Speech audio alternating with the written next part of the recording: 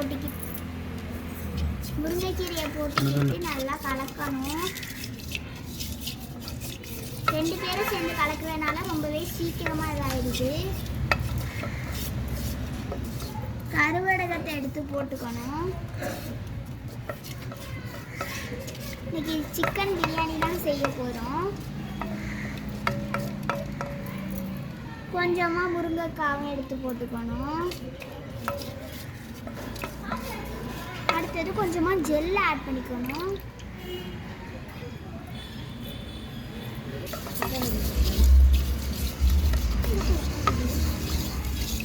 இப்போ ரொம்ப கிண்டியாச்சு. இப்போ ஸ்டாப் பண்ணிடுவோம். உப்பு எடுத்து அப்படியே கொட்டிட்டோம்.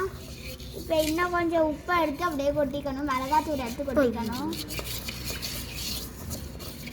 இப்போ கலர் மாறி இருக்கு. பிரியாணி அரிசியெல்லாம் போட்டாச்சு.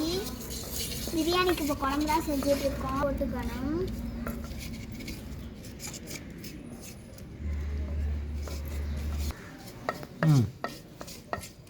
கிண்டி இந்த தண்ணி எல்லாம் சுண்டி போச்சு.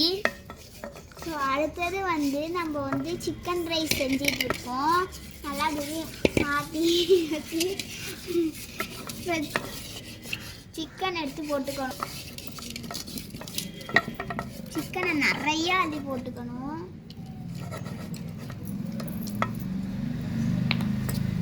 நல்லா கிண்டணும். கொஞ்சமா ஜெல் ஆட் பண்ணிக்கணும்.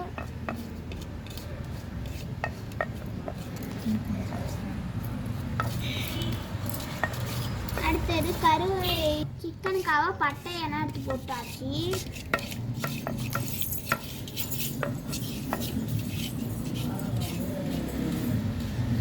சிக்கனுக்கு வாசனை வரதுக்காக போட்டாச்சு.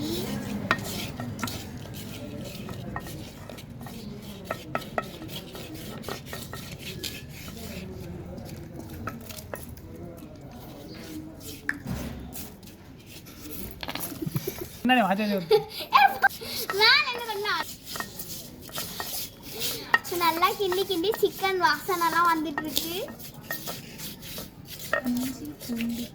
இஞ்சி பூண்டு பேஸ்ட் எடுத்து கொஞ்சமா கொட்டிக்கணும். இஞ்சி பூண்டு பேஸ்ட் கொட்டிக்கணும்.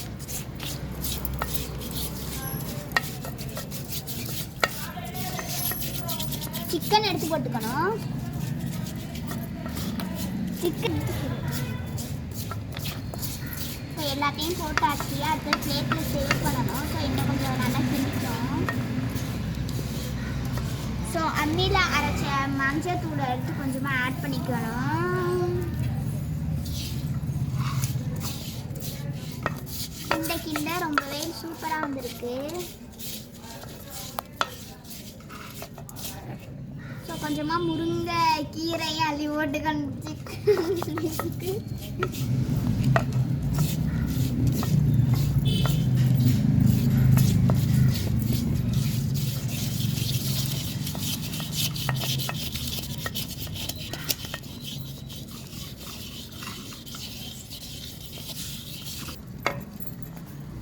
இப்போ சிக்கன் ரைஸ் நல்லா செஞ்சாச்சு. பிளேட்டில் சேவ் பண்ணிடுவோம். ஸோ இப்போ பிளேட்டில் சேவ் பண்ணுறதுக்கு ஒரு ஸ்பூன் எடுத்தாச்சு.